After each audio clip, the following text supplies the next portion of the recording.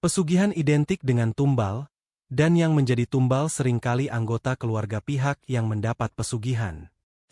Namun ternyata ada jenis pesugihan unik yang sama sekali tidak membutuhkan tumbal, tetapi banyak yang tidak berani melakukannya, yaitu pesugihan buaya buntung. Buaya buntung adalah jenis pesugihan yang mungkin paling jarang terdengar, karena memang kebanyakan orang ngeri ketika mendengar syaratnya.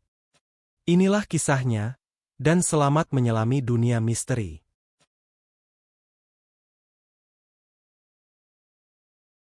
Robin dan Banu adalah dua pria yang sedang pusing karena baru terkena PHK.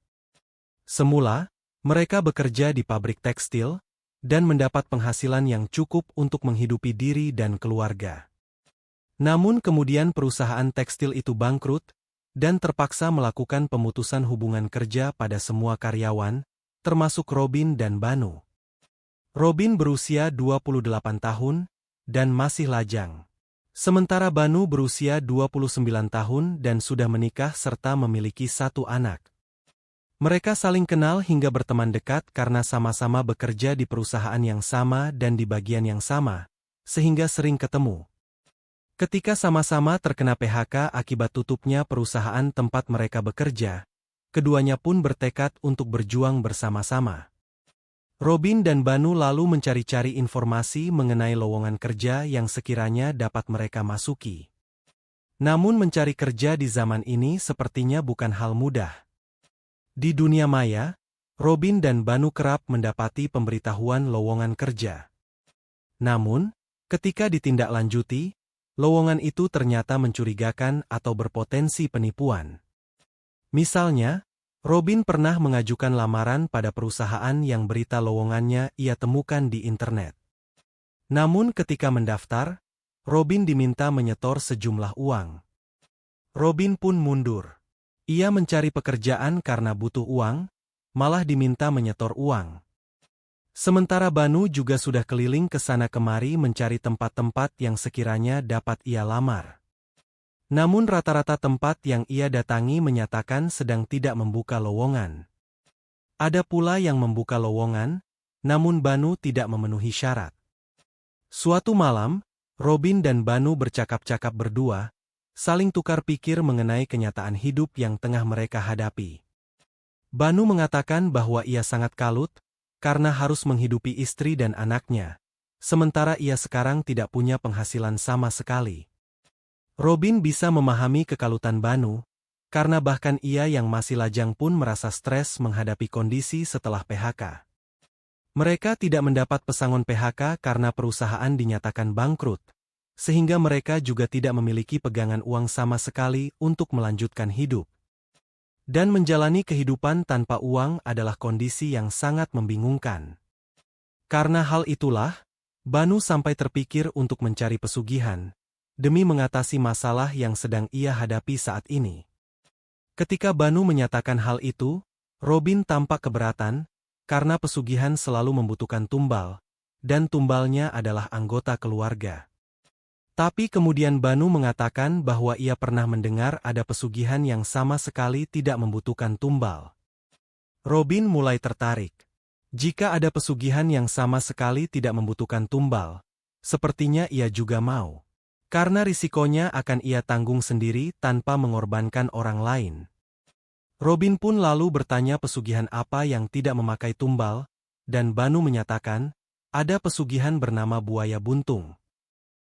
Lalu Banu mulai menjelaskan. Ia mendengar tentang pesugihan buaya buntung dari seorang tetangga. Dulu, waktu mendengar soal pesugihan itu, Banu belum tertarik, karena ia masih lancar dapat penghasilan dari kerjanya. Namun setelah sekarang kena PHK, Banu jadi teringat kembali pada penuturan tetangganya, dan merasa tertarik dengan pesugihan itu. Robin juga merasa tertarik dengan pesugihan buaya buntung yang dituturkan Banu. Menurut Banu, yang mereka perlukan hanyalah menemui juru kunci pesugihan itu, lalu memenuhi persyaratan yang diajukan. Sekali lagi Banu menegaskan bahwa pesugihan itu tidak membutuhkan tumbal. 2 hari kemudian, Banu dan Robin berangkat menuju tempat juru kunci pesugihan buaya buntung. Juru kunci itu bernama Pak Kasno, dan ia tinggal di sebuah rumah yang ada di bantaran sungai.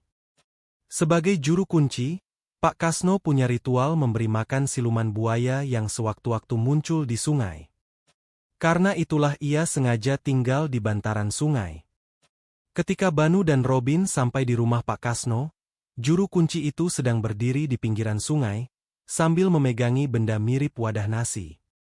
Banu dan Robin berdiri tidak jauh di belakang Pak Kasno, sampai kemudian mereka mendapati air sungai tampak bergerak-gerak, dan tidak lama kemudian muncul seekor buaya berukuran besar.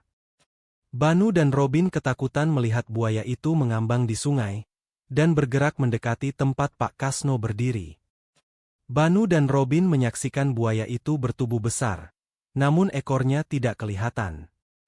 Ekor buaya itu seperti terpotong, dan mungkin buaya inilah yang disebut buaya buntung. Pak Kasno menunggu buaya besar itu makin mendekat ke arahnya. Lalu ia mengambil sesuatu dari wadah di tangannya, kemudian melemparkannya ke mulut buaya yang terbuka.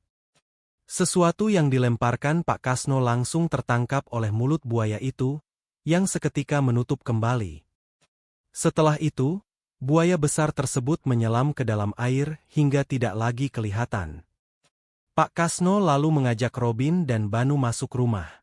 Ia meletakkan wadah yang tadi dipegangnya di dekat tempat duduknya. Di rumah Pak Kasno, Robin dan Banu menyampaikan keperluan bahwa mereka ingin mendapatkan kekayaan dari pesugihan buaya buntung. Pak Kasno mengangguk. Robin memastikan bahwa pesugihan buaya buntung tidak membutuhkan tumbal, dan Pak Kasno kembali mengangguk. Banu lalu menanyakan bagaimana persyaratan untuk mendapatkan pesugihan itu, dan Pak Kasno mulai menjelaskan. Menurut Pak Kasno, jika Banu dan Robin ingin mendapatkan kekayaan dari pesugihan buaya buntung, yang perlu mereka lakukan hanyalah menyerahkan nama lengkap mereka, lalu Pak Kasno akan melakukan ritual tertentu. Pak Kasno mengatakan, buaya yang tadi kalian lihat tidak memiliki ekor, dan itulah buaya buntung.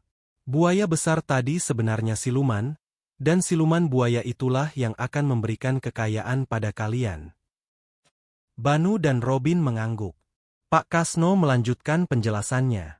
Setelah ia melakukan ritual terkait nama Banu dan Robin, Pak Kasno akan menyampaikannya pada siluman buaya buntung.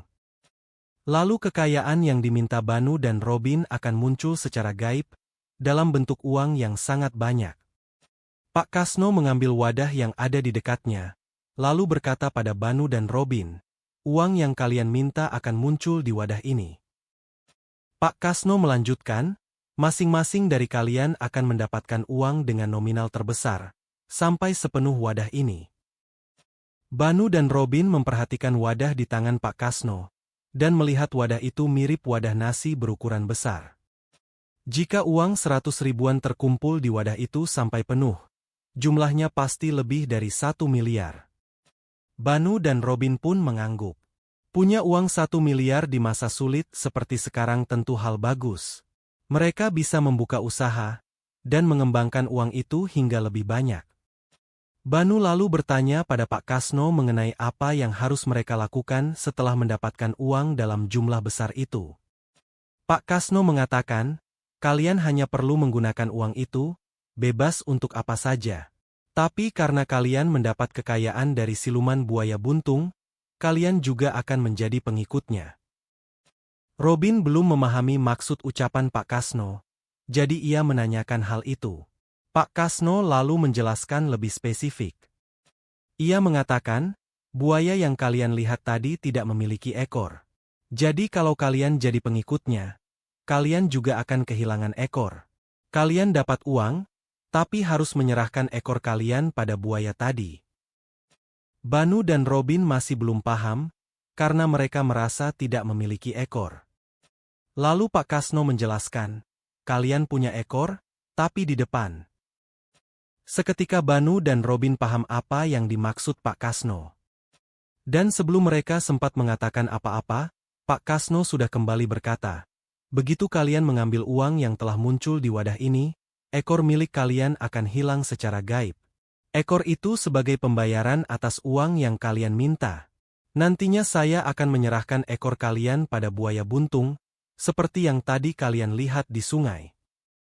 Robin dan Banu bergidik, dan seketika memegangi depan celana mereka. Tadi mereka membayangkan setumpuk uang yang akan mereka peroleh dari wadah yang dipegang Pak Kasno, dan sekarang mereka membayangkan ekor mereka akan pindah ke wadah itu, lalu dilemparkan Pak Kasno ke buaya besar yang akan memakannya. Dengan suara bergetar, Banu lalu berkata pada Pak Kasno, "Kami akan pikir-pikir dulu, Pak." Pak Kasno mengangguk. Dalam perjalanan pulang, Banu dan Robin membicarakan soal pesugihan tadi. Uang banyak memang terasa menggiurkan di masa sulit setelah kena PHK. Namun mereka juga ngeri membayangkan kalau harta mereka yang paling berharga harus ditukar dengan uang itu, sebanyak apapun. Banu tidak bisa membayangkan apa yang harus ia katakan pada istrinya, sementara Robin tidak bisa membayangkan sesuram apa masa depannya.